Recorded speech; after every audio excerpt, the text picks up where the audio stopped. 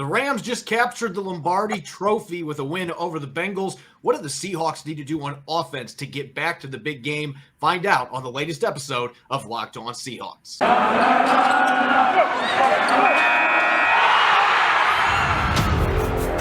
You are Locked On Seahawks, your daily Seattle Seahawks podcast. Part of the Locked On Podcast Network, your team every day.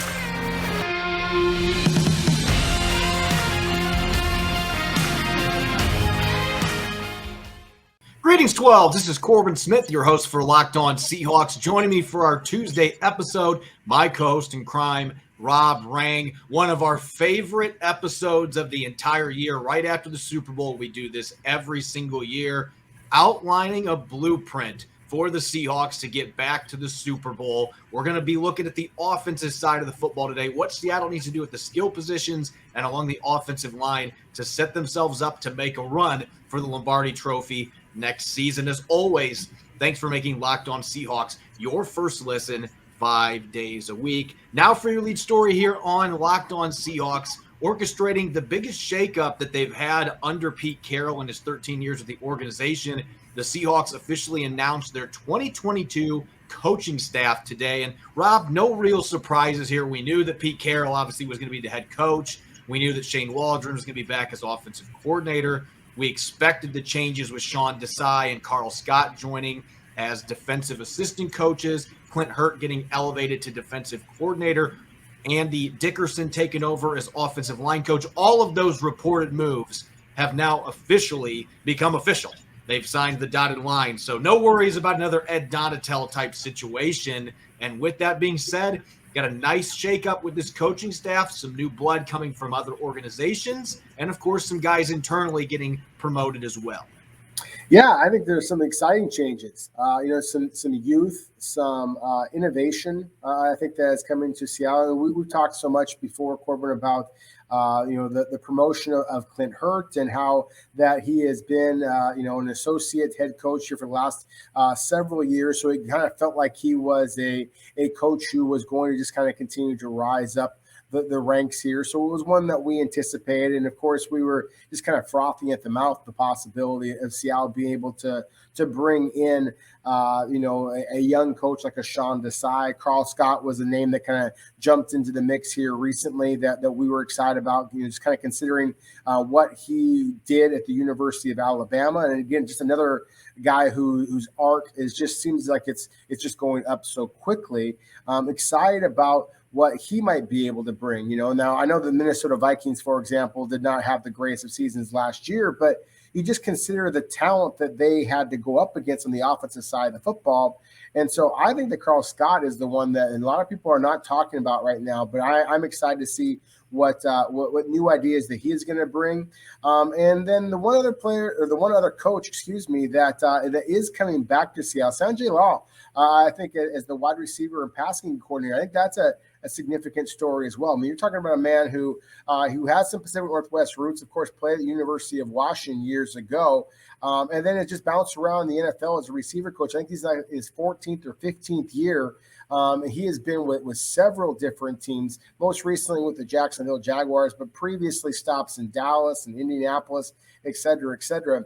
I think that his experience on the outside at wide receiver, I think is interesting because of the fact that the Seahawks do have so many young wide receivers. They're hoping that somebody is going to be able to develop behind Tyler Lockett and DK Metcalf. So I think that Lau is exactly the type of guy to be able to kind of light a fire under those receivers and see if there's somebody that can actually hold up that mantle.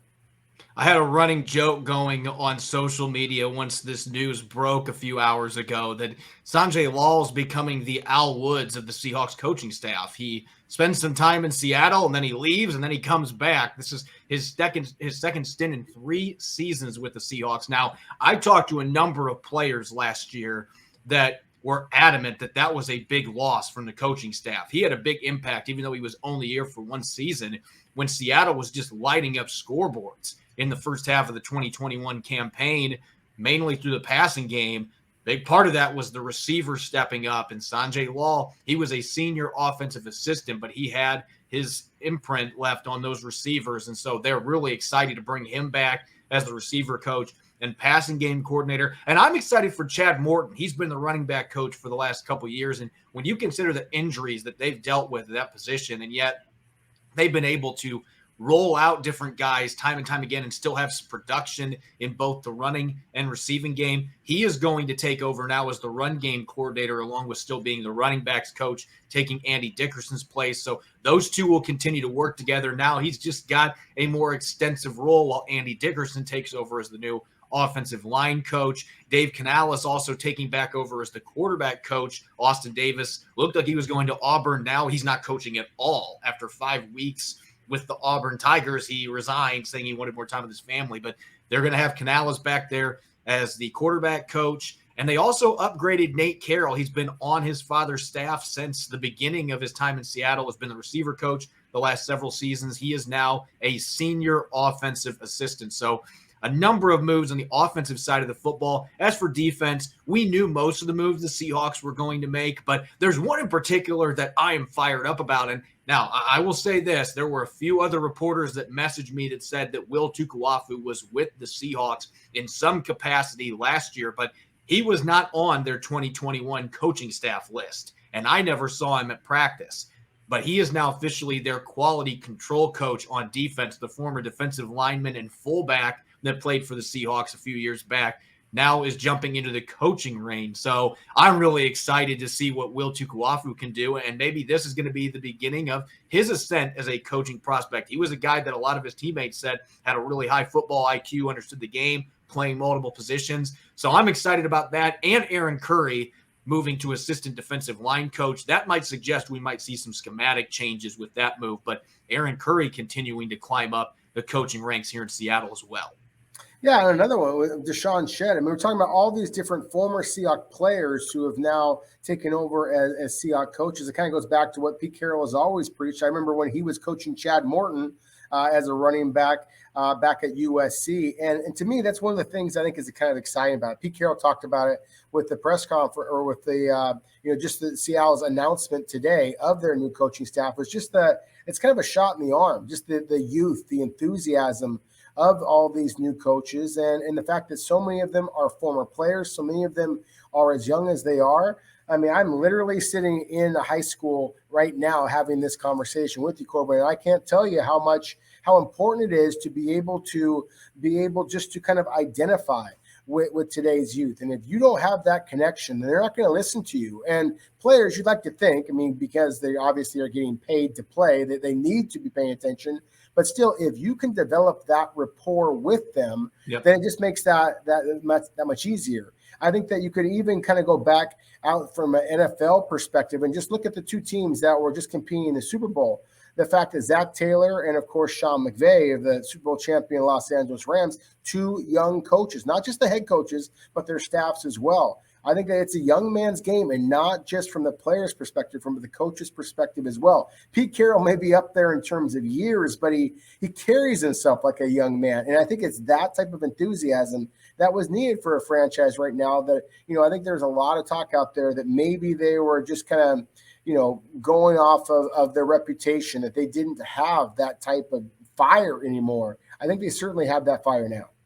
If you've ever read Pete Carroll's Win Forever book, this should not be a surprise that he is willing to go out and get young coaches. A lot of the guys that he brought in early in his tenure, like Chris Richard, he had played for Pete Carroll, but he was a very young coach. We saw Marquand Manuel. There's been a number of guys that came into this organization that were young coaches and then quickly ascended to either head coaching jobs or defensive coordinator positions. Pete Carroll's hoping to be able to do that with this group that he has now brought in. So some exciting developments, and they're really eager to get started for the 2022 season. Speaking of the 2022 season, the Rams just won the Super Bowl. One of the Seahawks' biggest rivals. The Seahawks want to get back to the big game, as we do each and every year. It's time to outline our blueprint for how the Seahawks can get back to the Super Bowl. We're going to start on the offensive side of the football with some thoughts on what needs to happen at the skill positions here in a moment. Football season might be over, but basketball is now in full steam, both for pro and college hoops. From all the latest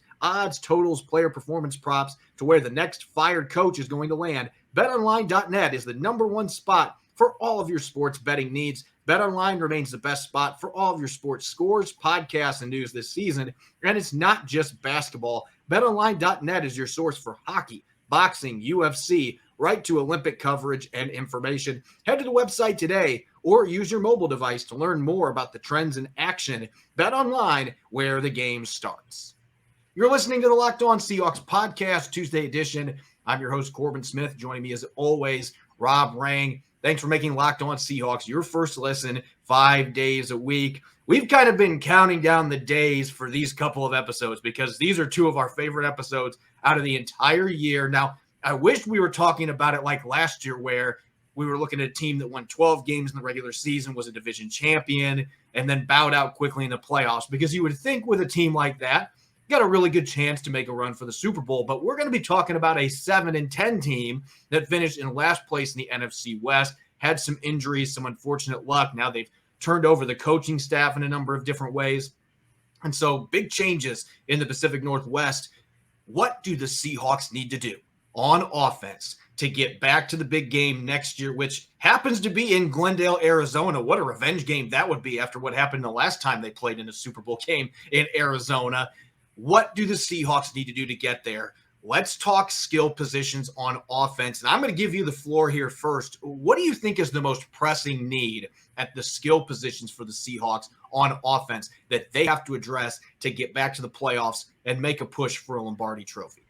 Well, I think the skill positions, obviously you can have to start off the conversation with the quarterback, but we know that Russell Wilson is currently under contract for this next year. Maybe you can have the conversation about trying to extend him and just erasing any doubt about where he wants to play, where he is going to be for the future. But I would actually push it over to the running back position and making sure that you feel good about whoever your running back is going to be. Obviously, the Seahawks have a much better idea about what Chris Carson may or may not be able to provide them this year moving forward. Same thing with Rashad Penny. They know if they are going to be willing to try and bring him back and about what he might command on the open market. This offense is so still run through the backs that you have to make sure that you have a plan in place there. So to me, those would be some of my very first decisions I'd be making is how likely is it to be able to extend Russell Wilson and possibly be able to drop his salary cap number this year so you can potentially be that much more aggressive in free agency. And if that is not the case, if you are just going to kind of focus in on other positions, then again, running back, whether it be Rashad Penny, who I'm a fan of, bringing back at a reasonable cost. And if not, then I think that you have to kind of move your money that you're going to be allocating to those skill position players to perhaps other positions. We'll talk about this a little bit more because I am confident Seattle might be able to find a running back in this draft class who might be able to hit the ground running.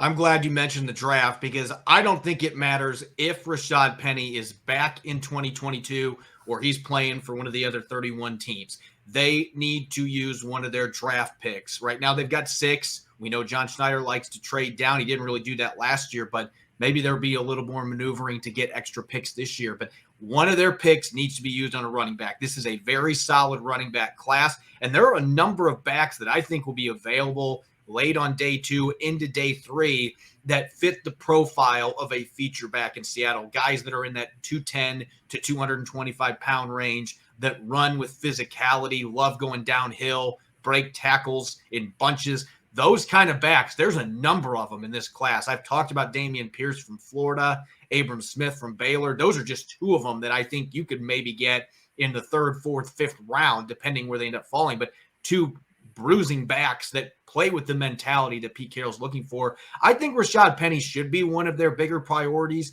to bring back because we saw what he can do when he's fully healthy, and that hasn't happened much, but he's still a young back, just 26. We saw that first-round talent. We saw the ability to be a top 5 running back in this league for an extended period of time, but I would be hesitant to pay him more than $4.5–5 million a year on probably more than a 2-year deal because of the position he plays, the durability. So really the price tag is going to be everything. You try to bookmark a contract for him, and if it exceeds that, then you move on.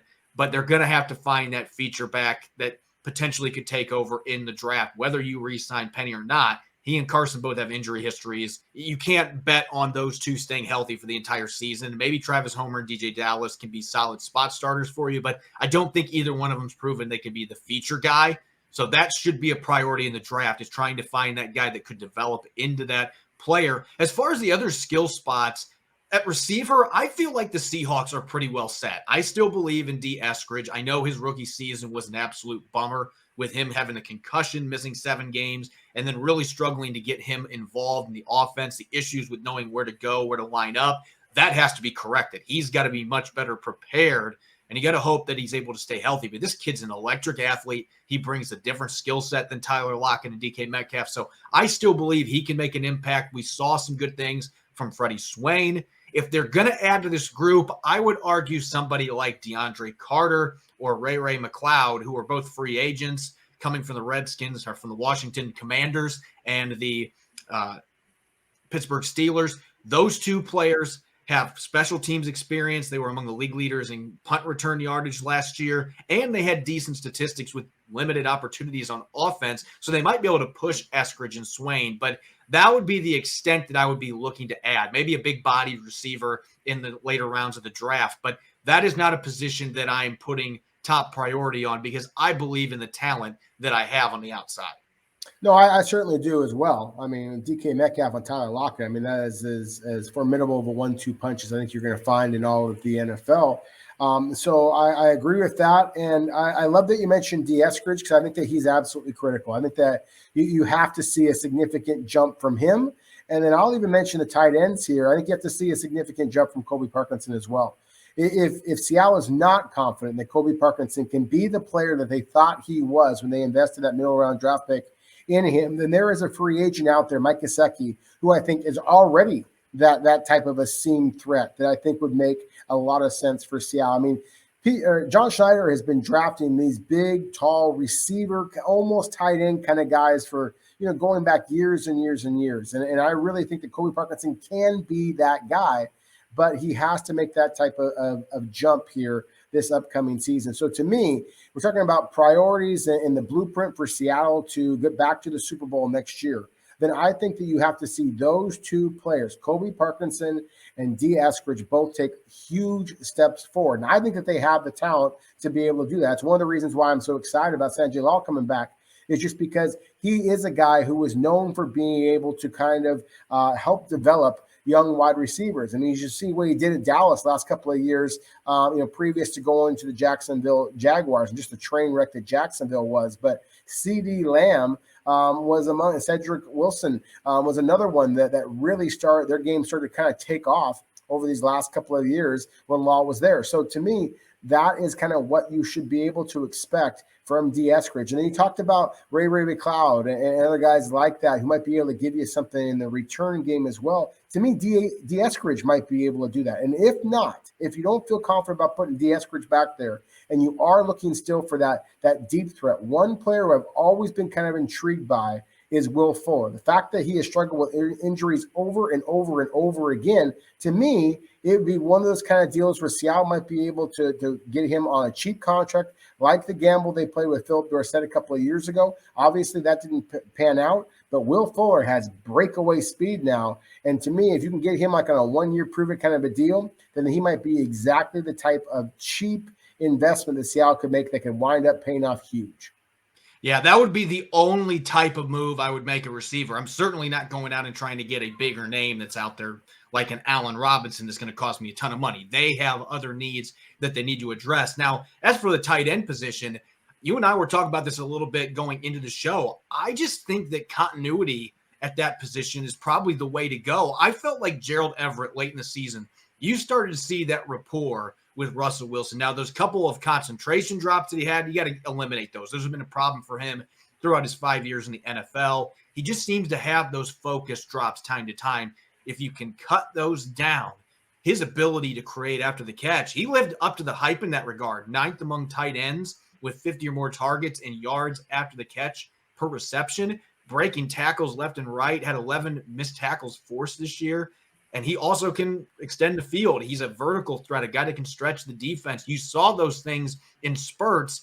Wilson's injuries certainly did not help their chemistry, but I think late in the year, you saw that chemistry hitting off. He's still a young tight end that's got a lot of upside. And I think with this market as saturated as is, this draft class being good as well, I don't think teams are going to be rushing to pay veteran tight ends big bucks. So I think you can get a very similar deal for Everett. Will Dissly's not a guy that's put up really good receiving numbers the last couple of years, but he's valuable as a run blocker. I don't think he's going to be somebody that's going to be expensive to re-sign either. So I could see those two and Colby Parkinson running it back for another season. And maybe you can use one of your draft picks to bring in another tight end if you wish. Maybe somebody like Mo Alley Cox in free agency that maybe is going to be fairly affordable if you want to go that route. But I really don't feel like that is an area that they need to go out and make a super expensive splash. I like the players they have. Now you got to maximize usage of those players, like somebody like Colby Parkinson, where you got to let him run routes, let him do what he's really good at rather than run blocking all the time. If they can do that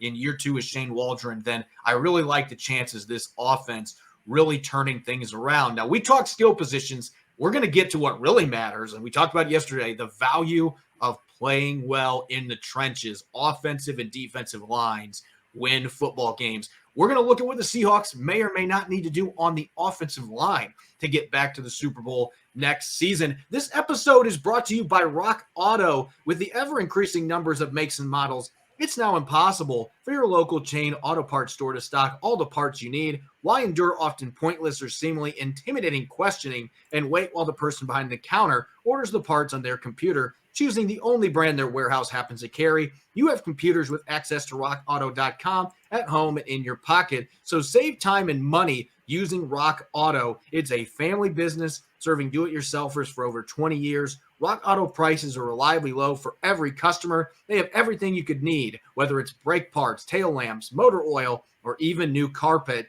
Go explore their easy-to-use website today to find the solution to all of your auto part needs. Go to rockauto.com right now and see all the parts available for your car or truck. Right, locked on in the How Did You Hear About Us box so they know we sent you. Amazing selection, reliably low prices, all the parts your car will ever need. rockauto.com.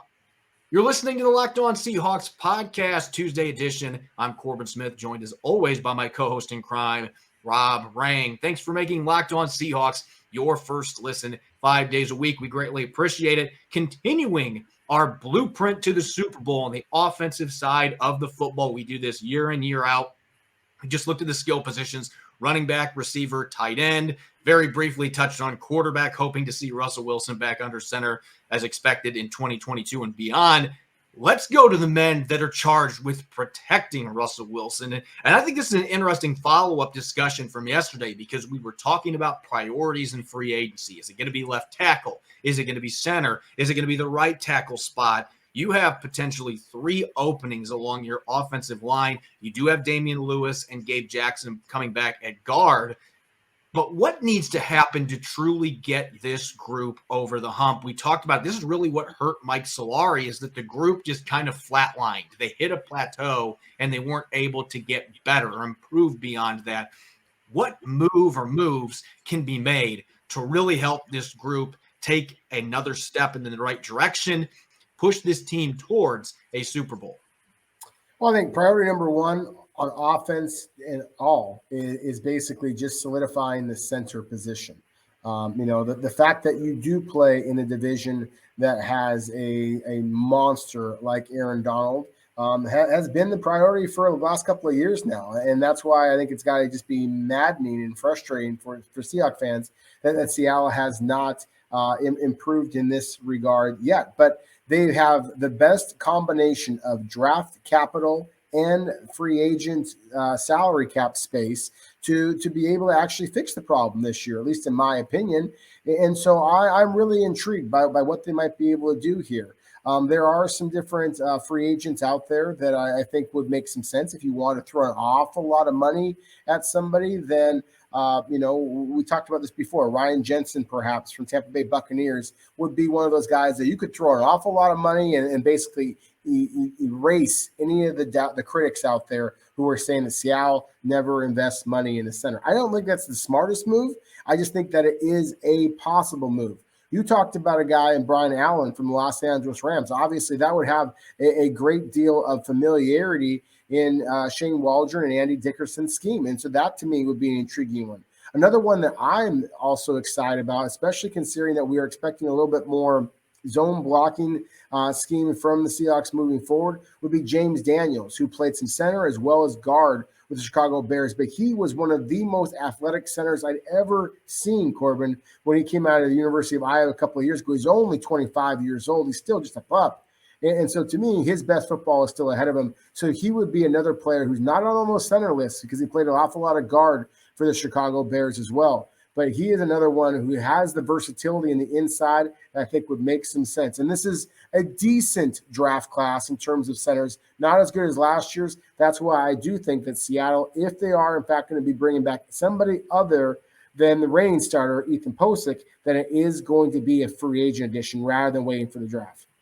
I do think that there may be a couple of players at pick number 41. I don't know if the Seahawks want to go center in the second round, but their decision not to do that last year is one that right now does not necessarily look like a wise decision. But if Zion Johnson, who had not played center at Boston College, but he was able to make that transition seamlessly at the Senior Bowl, if he slips to 41, I've talked to a number of people that think he's going the first round. And I think he has vaulted to that level based on how he played in the Senior Bowl, the reputation that he has, being a first-team all-ACC selection at two different positions, and just an outstanding character guy. I would be surprised if he's there at 41, but I would be jumping through hoops to make that pick if he's still there at 41. And one other player that I really like in this draft class that maybe isn't getting as much buzz, Donovan West from Arizona State, is a player that's got some good athleticism, decent size. Need to watch a few more games to really put together a full evaluation, but that would be a day two guy that I think could make some sense for the Seahawks with his center background and his athleticism with the systems they're going to be running, leaning more towards some zone blocking. Those might be some rookies to look at, but I would think Brian Allen would be the best fit among all choices here, just because Shane Waldron and Andy Dickerson know him from their time with the Rams, and he's in his mid-20s. This is a young guy that was a top 10 ranked or top 10 graded center on Pro Football Focus, both as a run blocker and a pass protector. And he was just playing as the center for the Super Bowl champions. Try to weaken them by taking away one of their better offensive linemen, bolster your group in a position that you've needed to upgrade for a number of years. And so he would probably be the guy that I think that they should be bookmarking some money for, trying to sign in free agency if they can. You've got some draft options. You got a few older veterans out there that would make some sense as well if they want to pursue them, like Jensen, that are probably going to cost a significant amount of money to be able to bring in, given their pedigree, being on Super Bowl teams, being on All-Pro and Pro Bowl teams. But Brian Allen's a guy that makes a lot of sense.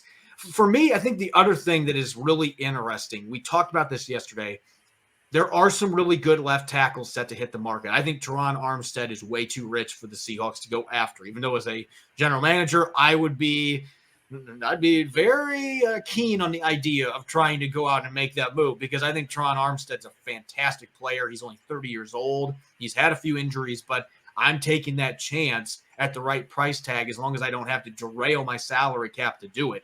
I would take a look at it. But you and I both agreed Duane Brown is going to be significantly cheaper on a one-year deal. I still think he's got some good football left in him. He showed it in the second half. The real question is, do you have a future left tackle in waiting there in Stone Forsythe? Or do you believe, you know what, after seeing him for a year, the way he developed, we're not sold on that? If that's the case, you need to figure that out either through the draft, or maybe there's a younger tackle that you can go out and sign that maybe can compete and have a chance maybe to be a starter at left tackle. Or maybe that's what they do altogether. Say, you know what, we're moving on from Duane Brown. We're going to go with a younger guy that maybe hasn't started a lot of games on the free agent market. There's always a lot of risk of doing that, especially with Seattle's track record. But whatever it is, they need to figure out what their succession plan is. This would be the second year in a row they'd be working on that. At some point, you got to find a guy that can come in and start games for you, protecting Russell Wilson's blind side. And so that's going to be a big check mark for them to figure out this offseason. No, it certainly is. I would be surprised if Seattle, signed a free agent, to a young free agent offensive tackle to kind of be that tackle and waiting behind Duane Brown. I think that possibly they might invest in another draft pick as they did a year ago with Stone Forsythe. I think that they were drafting Stone Forsythe knowing full well, Corbin, that he wasn't going to see any type of real action for them this past year. You're just gambling on the traits that he possesses and the fact that he does appear to be a coachable young man that needed that time behind Duane Brown. I was encouraged by the little bit of practice that I was able to see with Forsythe because, of course, none of us saw any type of playing time during the regular season, at least not consistent playing time. So that's where I think that Seattle, if they do anything at that left tackle position in terms of younger players, it might be bringing back a guy like a Jamarco Jones or somebody like that. You hit the nail on the head. I think when it comes back to the left tackle position is Duane Brown. I really would expect that Duane Brown is going to be returning next season for the Seahawks. I think that he is that kind of alpha dog that they need along the offensive line. I think the fact that he played his best football down the stretch, again, going back to the Los Angeles Rams, the fact that they just won the Super Bowl with Andre Whitworth, one of the very few players in the NFL who was older than Duane Brown, capably manning that left tackle spot, for the Rams. I think it just kind of shows that if you have size, you have strength, you have power, you still are a good athlete, and you understand technique the way that these guys do, then I think that you're able to kind of last a long time in the NFL. We're seeing it with Jason Peters. We're seeing it with Trent Williams. There's just so many really good old tackles in today's NFL. I mean, call up Walter Jones. He might be able to just or Ray Roberts might be able to do it all over again just because of how long we're seeing NFL tackles last right now. I mean, it's absolutely amazing because so much of it is you have to block just for a couple of seconds before the quarterbacks generally get the ball out of their hands. And then switching inside to the other interior positions, the guard position for me real quick. One other thing I wanted to make sure that I mentioned is I've been a big fan of the idea of moving Damian Lewis inside the center. It's a position I've always felt was his most natural position given his frame. I believe we are big fans of Phil Haynes, and I would like to see Phil Haynes have a little bit easier opportunity to get onto the football field. And so I still think that has to be something that Seattle considers. Now, maybe Damian Lewis has no interest in that move. I don't know. But if he does have some interest in that move, to me, I would be really interested to see Damian Lewis at center and then Phil Haynes and Gabe Jackson at the two guard positions. I still think that would be Seattle's most formidable interior three. Yeah, I think the only concern I would have at this point with moving Damian Lewis to center is you just moved him to the other guard spot last year. You'd like to have some continuity in the position that he is playing. But with that said, I think that the potential would be there for him to be a very solid center. And you and I both agree that Phil Haynes, the limited opportunities that he's had, there's been injuries, but when he played the end of the season last year, this kid has a lot of talent. He's got the ability to move people in the run game, but he's also got light feet for his size. That's his basketball background. So I'm going to throw this out there. I don't think this is going to happen, and I'm not even going to say that this is on my blueprint for getting the Seahawks in the Super Bowl, but it's just something that you and I have talked about here over the last few days with the offensive line coach change.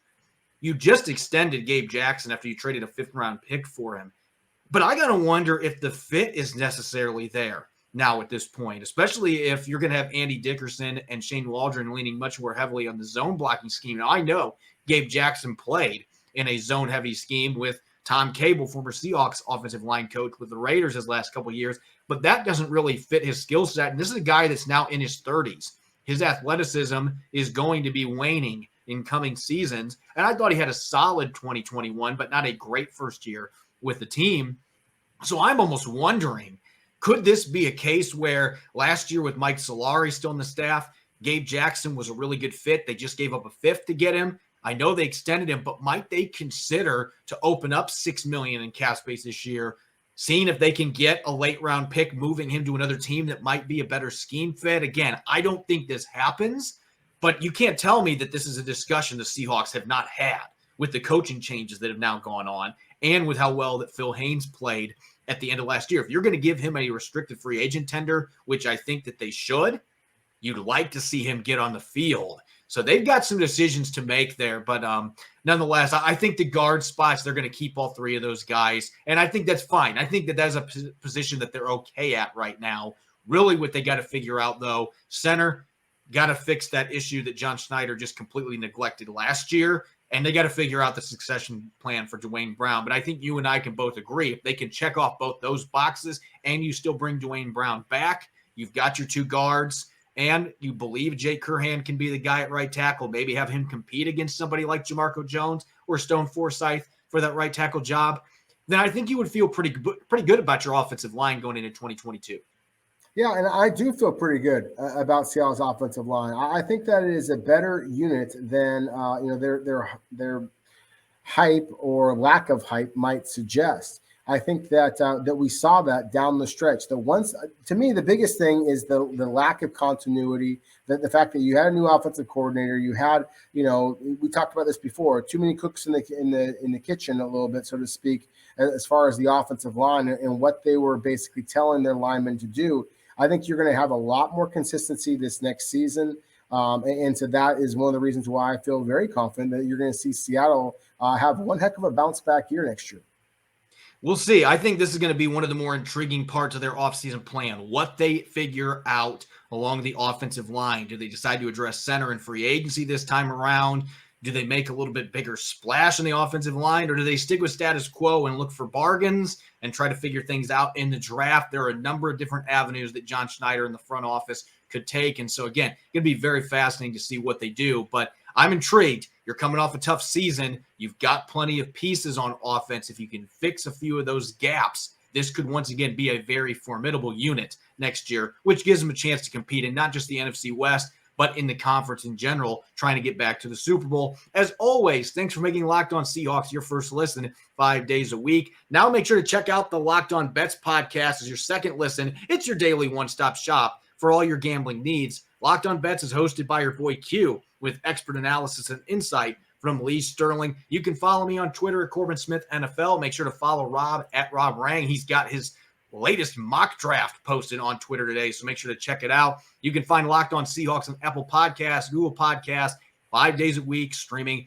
on YouTube as well. Coming up on our Wednesday show, going to continue our blueprint to the Super Bowl, flipping the script to the defensive side of the ball. What do the Seahawks need to do on defense to get this unit playing at a championship caliber level going into 2022? You won't want to miss it. Thanks for listening in. Enjoy the rest of your Tuesday. Go Hawks.